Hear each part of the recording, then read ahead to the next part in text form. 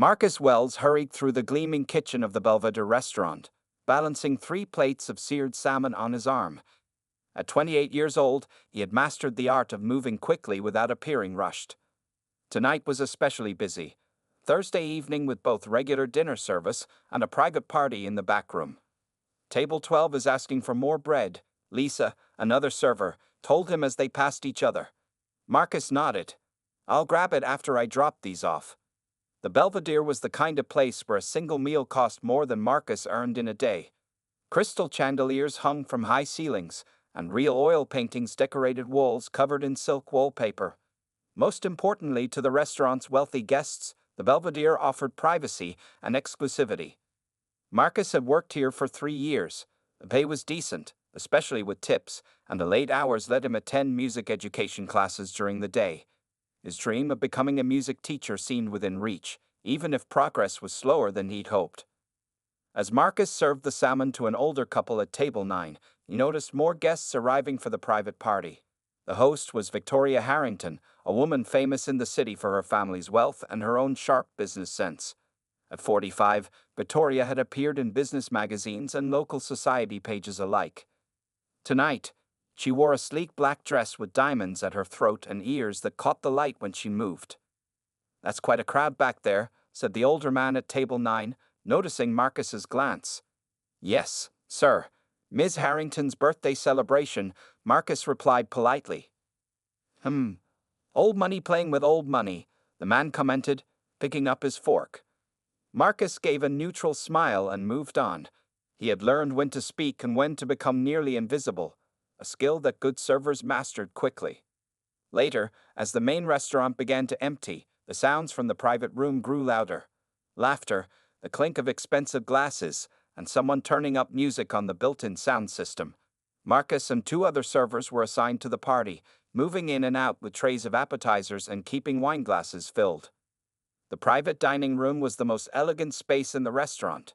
In one corner stood a beautiful grand piano, an antique Steinway that the owner kept mainly for show. In 3 years, Marcus had never seen anyone play it, though sometimes his fingers itched to touch those keys when he cleaned the room during morning shifts. Victoria Harrington sat at the head of the long table, surrounded by about 20 friends and business associates. Marcus noticed how others seemed to orbit around her, laughing at her jokes, leaning in when she spoke. She commanded attention without appearing to try. As the dinner plates were cleared, Victoria grew louder, her cheeks flushed from several glasses of expensive champagne. Marcus worked efficiently, keeping his eyes down, collecting plates from in front of her. You, she said suddenly, pointing at Marcus. What's your name? He looked up, surprised to be addressed directly. Marcus, ma'am. Victoria smiled, but something in her eyes made Marcus uneasy. She looked like someone who had just thought of an amusing game. Marcus, she repeated, raising her champagne glass slightly. Do you know what I've always found strange about this room, ma'am? He asked, unsure what response she wanted. That beautiful piano sits there gathering dust. Victoria turned to her guests. Wouldn't it be lovely to have some music? The other servers exchanged glances. This wasn't part of their job. Tell me, Marcus, Victoria continued, her voice carrying so everyone could hear. Do you play? Marcus froze with a stack of dirty plates balanced carefully in his hands. 20 pairs of eyes turned to look at him, waiting for his answer. Aye. A little bit, ma'am, he said quietly. This wasn't entirely true. Marcus had once played very well, but that was years ago, in what felt like another life. Now, he only played occasionally on an old keyboard in his small apartment, when the memories weren't too painful. Victoria Harrington's smile widened. She turned to her guests. Did you hear that? Our waiter plays the piano. She clapped her hands together. How perfect. A man in an expensive suit laughed. Victoria, leave the poor boy alone. He's busy working. Nonsense, Charles, Victoria replied. We're paying enough for this party. A little entertainment would be lovely. She turned back to Marcus. Would you play something for us? That piano is just sitting there doing nothing. Marcus could feel his heart beating faster. I'm sorry, Ms. Harrington, but I'm on duty. I should probably check with my manager. Oh, don't worry about that, Victoria interrupted, waving her hand dismissively. She called out to another server. "You there? Could you fetch the manager, please?" The other server hurried away while Marcus stood uncomfortably, still holding the dirty plates. He wished he could disappear. This wasn't what he needed tonight, not with a test tomorrow and bills piling up at home. Victoria studied him with sharp eyes. "You seem nervous, Marcus. Are you shy, or is it that you don't actually play?" A woman sitting next to Victoria giggled. "Maybe he only knows chopsticks." Marcus felt heat. Marcus walked slowly toward the grand piano, feeling as if he were moving through water. The room seemed both too quiet and too loud at the same time. Quiet because everyone had stopped talking to watch him, loud because he could hear his own heartbeat pounding in his ears. He hadn't touched a real piano in 3 years. Not since that final recital at Juilliard, the empty seat in the audience where his father should have been. Not since the phone call that came afterward, his mother's voice breaking as she told him about the heart attack, about how quickly it had happened. The piano bench felt cool and smooth as Marcus sat down. He adjusted its position slightly, a habit from years of training. His fingers hovered above the keys, and for a terrible moment, he feared they wouldn't remember what to do. "Nothing too complicated now," Victoria called out, her voice laced with amusement. "Just a little tune to liven things up." Someone else added, "Maybe he knows some Billy Joel." Laughter rippled through the group. Marcus could feel them watching him, waiting for him to embarrass himself. He saw Mr. Davis standing by the door, his expression unreadable. Marcus thought about getting up and walking away. He could tell Victoria that he'd changed his mind, that he didn't play well enough for an audience. He could return to clearing tables, to being invisible. But something kept him seated at the bench. Maybe it was pride, or maybe it was the memory of his father saying, "Music isn't just something you do, Marcus, it's something you are." His father had worked 2 jobs to pay for Marcus's lessons when he was young. When Marcus showed unusual talent, his father had pushed him to audition for Juilliard. "This is your chance," he'd said. "Don't be afraid to take it." And Marcus hadn't been afraid then. He worked harder than he'd ever worked before. He'd earned a scholarship. He'd made his father proud.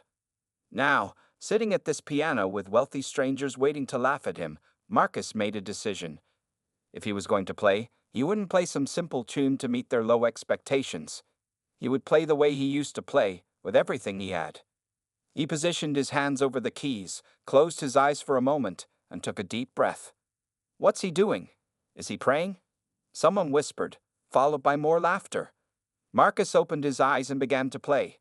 His fingers moved across the keys, slow at first, finding their place. He chose Chopin's Nocturne in E-flat major, Op. 9, no, 2, a piece that had always felt like coming home to him. The gentle, flowing melody filled the room, each note clear and precise. For the first few measures, Marcus played carefully, reacquainting himself with the feel of a real piano after years of practicing on his cheap keyboard. But then muscle memory took over, and the music began to flow through him as it once had. He forgot about Victoria Harrington and her guests. He forgot about being a waiter, about the dirty dishes and sore feet. He forgot about everything except the music. The piano at the Belvedere was magnificent, far better than the one he'd grown up playing on, better even than some at Juilliard.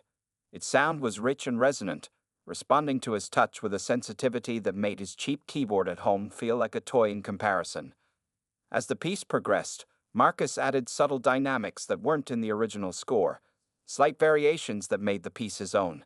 His body swayed gently with the rhythm, his face relaxed into an expression of complete concentration. The room had gone completely silent now. No more whispers, no more laughs. Marcus didn't notice. He was lost in the music and the feeling of playing a real piano again after so long. When he reached the midpoint of the piece, where the melody shifts and deepens, Marcus felt something unlock inside him, a door he had firmly closed 3 years ago, now creaking open. Behind that door was pain, yes, but also joy, and a sense of who he truly was. For the first time in years, Marcus felt fully alive. The final notes of the nocturne faded into silence. For several seconds, no one in the room moved or spoke. Marcus sat at the piano, his hands still resting lightly on the keys, his eyes closed as he savored the last echoes of the music. When he finally looked up, the expressions on the faces around him startled him. Victoria Harrington was staring at him, her champagne glass frozen halfway to her lips. The smug smile she had worn earlier had vanished completely. Next to her, a man in a blue suit was leaning forward in his chair, his eyebrows raised in surprise. Around the table, guests who had been laughing minutes ago now looked shocked, impressed, or simply confused. "My God," someone whispered, breaking the silence. Victoria set down her glass carefully. That was, she seemed to be searching for the right word. That was extraordinary. Marcus felt uncomfortable under their stares. He had forgotten himself, forgotten where he was. He stood up quickly from the piano bench, straightening his server's uniform. "Thank you, ma'am," he said, trying to slip back into his role as a waiter. "If you'll excuse me, I should get back to work." "Wait," Victoria said, her voice sharper now. "Where did you learn to play like that? That wasn't a little bit of piano. That was professional level." Before Marcus could answer, an older man with silver hair spoke up from the other end of the table. "Victoria, I believe we've just been treated to a performance by a seriously trained classical pianist." He turned to Marcus. "Juilliard? Curtis, where did you study, young man?" Marcus hesitated. He didn't talk about his past with customers or even with most of his coworkers. It hurt too much to explain why he was serving food instead of performing or teaching music. "Juilliard," he admitted finally, his voice quiet. "For a while." A murmur ran through the room. The Belvedere's manager, Mr. Davis, was staring at Marcus with a completely new expression, something between shock and newfound respect. "And now you're waiting tables?" Victoria asked bluntly. She wasn't being cruel now, just direct. The game she had been playing was forgotten, replaced by genuine curiosity. Marcus nodded. "Life happens," he said simply. Victoria studied him for a long moment. Something had changed in her eyes. The careless amusement was gone, replaced by a sharper interest. "Play something else," she said. It wasn't a request. Marcus glanced at Mr. Davis, who nodded slightly. The restaurant had grown quieter, and Marcus realized that guests from the main dining room had gathered at the doorway, drawn by the music. "Something else," Marcus repeated, thinking. Then he decided to show them what he could really do. He sat back down at the piano and began Liszt's La Campanella, one of the most technically challenging pieces in piano literature. His fingers flew across the keys, moving so quickly they almost blurred. The playful, bell-like melody danced through the room, growing more complex as the piece progressed. This time, Marcus was aware of his audience. He could feel their eyes on him as he tackled the difficult jumps and runs that made this piece famous. 3 years ago, before his father died, before he had to leave school and take care of his family, this piece had been part of his repertoire. He had practiced it for hours daily. Now, his fingers remembered what his mind had tried to forget. They found the notes, the rhythms, the subtle pauses that made the music breathe. Yes, he missed a few notes here and there. 3 years of minimal practice had taken its toll. But the essence of the performance was still there. The fire, the precision, the joy. As he played, Marcus felt a strange mix of emotions. There was sadness for the life he had lost, but also a surprising happiness at reconnecting with this part of himself. He had forgotten how much he loved this, not just playing, but playing for others, sharing what music meant to him. When he finished, breathing hard from the effort, there was a moment of stunned silence before the room erupted in genuine applause. Not polite clapping, but real appreciation. Victoria Harrington was standing now, her eyes fixed on Marcus with an expression he couldn't quite read. It wasn't pity, which he was grateful for. It looked more like a person who had just discovered something valuable in an unexpected place. "Who are you, Marcus?" she asked, her voice carrying over the applause. "Really?" The applause slowly died down as Victoria approached the piano. The other guests watched in silence, the atmosphere in the room completely transformed from the mocking humor of earlier. "Please," Victoria said, gesturing to an empty chair near the piano. "Sit with me for a moment." Marcus glanced at Mr. Davis, who nodded again. "Take a short break, Marcus. The other servers can cover for you." Feeling strange to be sitting as a guest rather than serving, Marcus perched awkwardly on the edge of the chair. Victoria sat across from him, her expensive dress shimmering under the chandelier lights. Up close, Marcus could see fine lines around her eyes that her careful makeup couldn't completely hide. "You have an extraordinary gift," she said quietly. I'd like to understand how someone with your talent ended up serving dinner at the Belvedere. Marcus looked down at his hands. They were a pianist's hands, long fingers, strong but flexible. Now they also bore the small burns and cuts that came from working in a restaurant. It's not a very interesting story, he began. I disagree, Vittoria interrupted. I find it very interesting. Marcus took a deep breath. He rarely talked about his past, but something about tonight had broken open the careful walls he had built. I grew up in Queens, he started. My father was a school janitor. My mother worked at a grocery store. We didn't have much money. When I was 6, my elementary school got a donation of an old piano. My music teacher noticed I had some talent and gave me free lessons after school. He paused, remembering those early days, sitting on phone books to reach the keys, his teacher's patience as he learned to read music. By the time I was 13, I was playing pieces meant for much older students. My teacher convinced my parents to let me audition for a special program at a music school in the city. I got in with a full scholarship. Victoria listened intently, her earlier carelessness completely gone. When I was 18, I auditioned for Juilliard. My father. Marcus's voice caught slightly. My father was so proud when I got in. He worked extra shifts to help with costs the scholarship didn't cover. He would come to every recital, every performance. He wasn't a man who showed emotion easily, but when I played, I could see how much it meant to him. Marcus paused again, surprised by how difficult it still was to tell this part of the story. During my second year, right after a big recital, my father had a heart attack. He died before I could get to the hospital. Marcus kept his voice steady, though the memory still felt raw. My mother fell apart. My younger sister was only 14.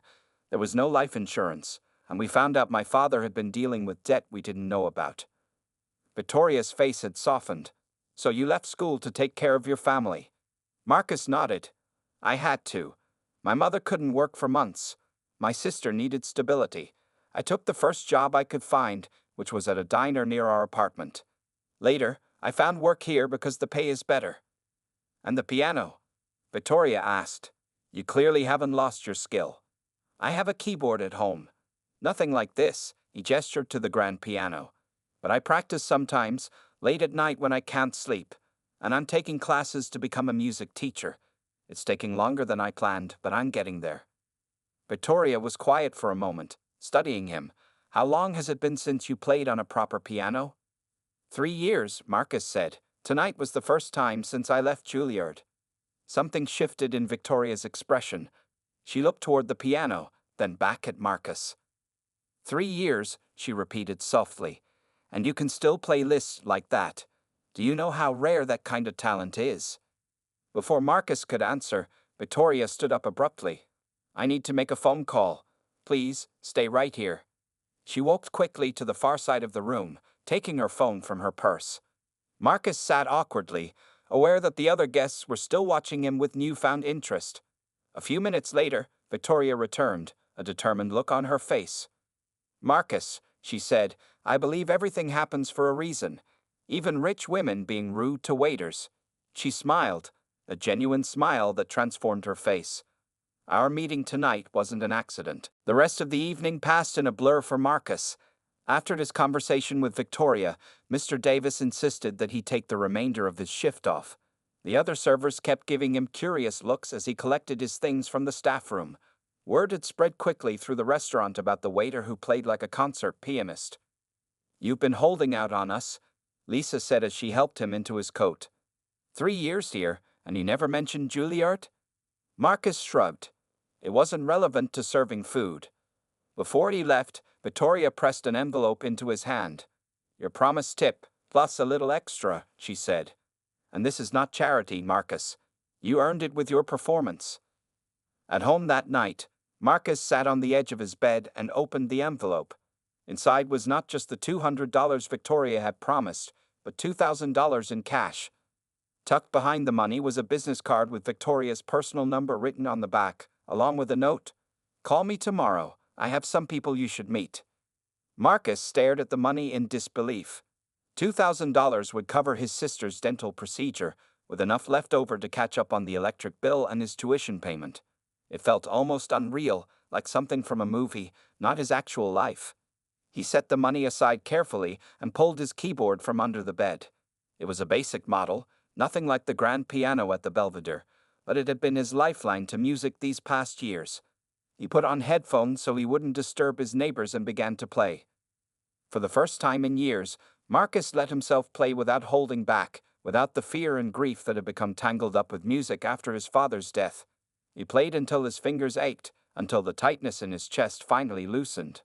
The next morning, Marcus woke to his phone ringing. It was Mr. Davis from the Belvedere.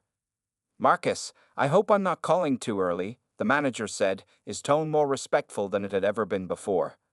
"No, sir. Is everything all right?" "More than all right. I just received a call from Mrs. Eleanor Peterson. Do you know who that is?" Marcus thought for a moment. "The owner of the Belvedere?" "Exactly. Apparently, Miss Harrington called her last night after the party. Mrs. Peterson would like to meet with you this afternoon, if possible." Marcus sat up, suddenly wide awake. "Meet with me? Why?" "I believe she has a proposition for you. Something about the piano in the main dining room." Marcus remembered the sleek black grand piano that sat near the entrance of the restaurant. Like the one in the private room, it was mainly for show. He had dusted it many times during his morning shifts. "What time should I come in?" Marcus asked. 3 o'clock. And Marcus, wear something nice. Not your uniform. At precisely 3, Marcus walked into the Belvedere wearing the one good suit he owned, purchased for his father's funeral and rarely worn since. Mrs. Peterson was waiting for him, a tall, elegant woman in her 60s with sharp eyes and silver hair pulled back in a perfect chignon. "Mr. Wells," she said, extending her hand. "Victoria Harrington speaks very highly of you. She sent me a video from last night." Marcus blinked in surprise. "A video? One of her guests recorded your performance. Quite impressive, especially considering your hiatus from serious playing." She gestured toward the piano in the corner. "Victoria mentioned that you're studying to become a music teacher." "Yes, ma'am. I take night classes at City College." Mrs. Peterson nodded thoughtfully. "The Belvedere has been considering adding live music on weekend evenings for some time. Our clientele appreciates a certain ambience." Marcus's heart began to beat faster as he realized where this conversation was heading. "I'm prepared to offer you a position as our weekend pianist," Mrs. Peterson continued. "Friday and Saturday evenings, 6 to 10. The pay would be $300 per night, plus you could keep any tips from special requests." Marcus did the quick math in his head. That was $2,400 a month, more than he made waiting tables, for fewer hours. "You would, of course, need to reduce your serving shifts," Mrs. Peterson added, "but I believe this arrangement would be more suitable for someone of your talents." "Mrs. Peterson, Marcus began, hardly knowing what to say. "Think about it," she said, holding up one hand. "This isn't charity, Mr. Wells. This is business. Victoria believes you will attract customers, and I trust her judgment." 2 weeks after Mrs. Peterson's offer, Marcus sat at the grand piano in the main dining room of the Belvedere, his fingers dancing across the keys as he played a gentle jazz piece. Soft lighting cast a warm glow over the restaurant, and the quiet murmur of conversation mixed with the music in a pleasant harmony. This was his second weekend as the Belvedere's pianist, and already he felt more at home here than he ever had as a waiter. Customers often stopped by the piano between courses to make requests or simply to watch him play. Some left generous tips in the crystal bowl that Mrs. Peterson had placed on top of the piano. During a short break, Marcus checked his phone and saw a text message from Victoria Harrington. "Coming in for dinner tonight, bringing someone important. Wear your best." Marcus smiled slightly. In the past 2 weeks, Victoria had transformed from the thoughtless, privileged woman who had tried to embarrass him into something close to a friend, or at least a very determined supporter.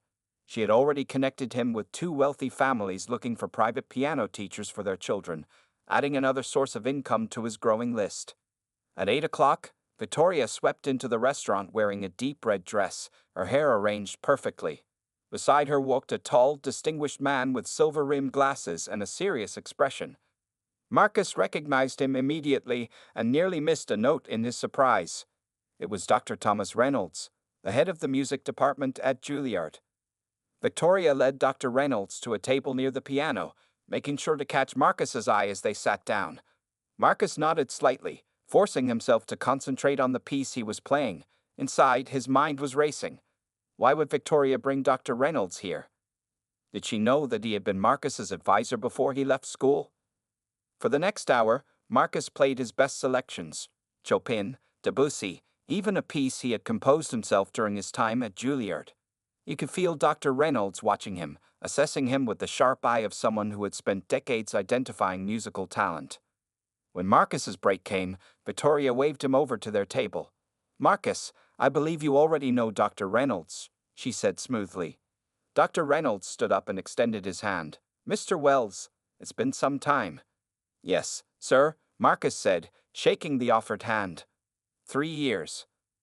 "Victoria has been telling me about your situation," Dr. Reynolds said, gesturing for Marcus to sit down. "She can be quite persistent when she believes in someone." Victoria smiled. "I prefer determined to persistent."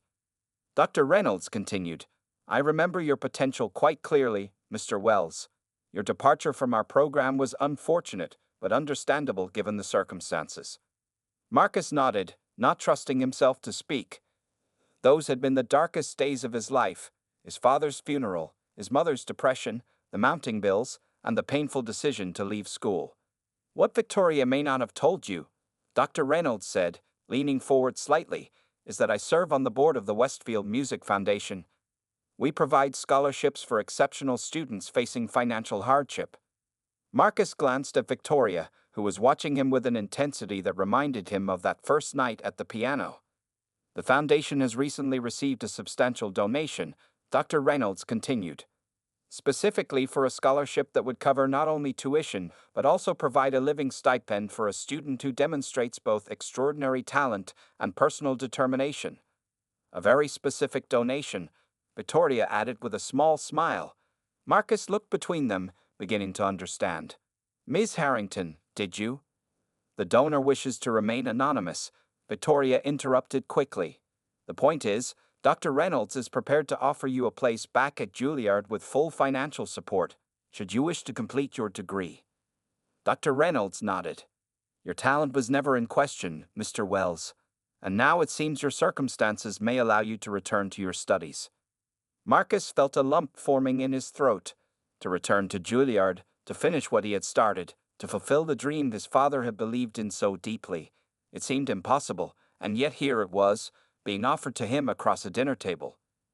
I don't know what to say," he managed finally. "Say yes," Victoria said simply. "The scholarship includes provisions for your family's support. Your mother and sister will be taken care of while you study." Marcus looked at Victoria, suddenly understanding the depth of what she had done. This wasn't just about his music career. She had thought of everything, removed every obstacle. "Why?" he asked her quietly. "You didn't even know me 2 weeks ago." Victoria's question hung in the air between them. The busy restaurant seemed to fade away as Marcus waited for her answer. "3 reasons," Victoria said, placing her napkin beside her plate. "First, I believe talent like yours shouldn't be wasted. Second, I have more money than I need, and this is a better use for it than another vacation home." She paused, her expression softening. "And third, I was ashamed of how I treated you that night. This is my way of making it right." Dr. Reynolds cleared his throat. "The offer stands regardless of the motivation, Mr. Wells. Classes for the new term begin in 3 weeks. We can handle the paperwork quickly, given your previous enrollment." Marcus looked down at his hands that had carried trays and washed dishes for 3 years, hands that had never forgotten how to create beauty despite everything. His father's voice echoed in his memory. "Music isn't just something you do, Marcus. It's something you are." "Yes," Marcus said finally, looking up. "Yes, I accept." The next morning, Marcus arrived at the Belvedere to speak with Mrs. Peterson. To his surprise, she already knew about the scholarship. "Victoria called me last night," she explained, smiling warmly. "Well, I'm sorry to lose you as our pianist so soon. This is a wonderful opportunity." "I can still play weekends until classes start," Marcus offered. "That would be appreciated, and perhaps during school breaks as well. Our customers have grown quite fond of your performances." 3 weeks later, Marcus stood outside the entrance to Juilliard, feeling both strange and familiar. Students rushed past him, carrying instrument cases and sheet music, exactly as they had 3 years ago. But he was different now, older, more experienced, with a deeper understanding of both loss and unexpected kindness. Inside, he found his way to the practice rooms. Most were occupied, but he finally found an empty one with a grand piano. He set down his bag and sat at the bench, running his fingers lightly over the keys without pressing them. This was where he belonged. He had known it at 18, and he knew it even more certainly now at 28. The path had been longer and harder than he'd expected, with detours he couldn't have imagined, but he had found his way back. Marcus took out his phone and called his sister. "How does it feel?" she asked excitedly. "Being back?" "Good," he said simply. "Right." "Dad would be so proud," she said, her voice catching slightly. "I know." After they hung up, Marcus pulled out the sheet music he'd been working on, a piece he had started composing after that night at the Belvedere when Victoria had asked him to play. It was about unexpected turns in life, about loss and rediscovery. He had titled it Second Chances. As he began to play, the familiar feeling of losing himself in music washed over him. The notes flowed from his fingers, filling the small practice room with sound. This was just the beginning, he knew. There would be challenges ahead. Catching up with classmates who were younger, balancing his studies with his family responsibilities, living up to the faith Victoria had placed in him. But for now, there was just the music, and that was enough. Later that evening, Marcus received a text message from Victoria. "How was your first day?" He thought for a moment before replying, like coming home. "Thank you isn't enough, but thank you." Her response came quickly. "Play at my next birthday. That will be thanks enough." Marcus smiled as he put away his phone. 1 year ago, he couldn't have imagined where he would be today. One small moment, a rich woman trying to embarrass a waiter, had changed everything. As he packed up his things to head home, Marcus thought about all the twists and turns that had brought him here. His father had been right all along. Music wasn't just something he did. It was who he was. And now, thanks to an unlikely friendship that began with a challenge and a piano, he had the chance to be that person again. Some people spend their whole lives looking for second chances. Marcus had found his in the most unexpected place, at the hands of a woman who had meant to humiliate him, but instead had helped him rediscover himself. The circle was complete, and a new one was just beginning.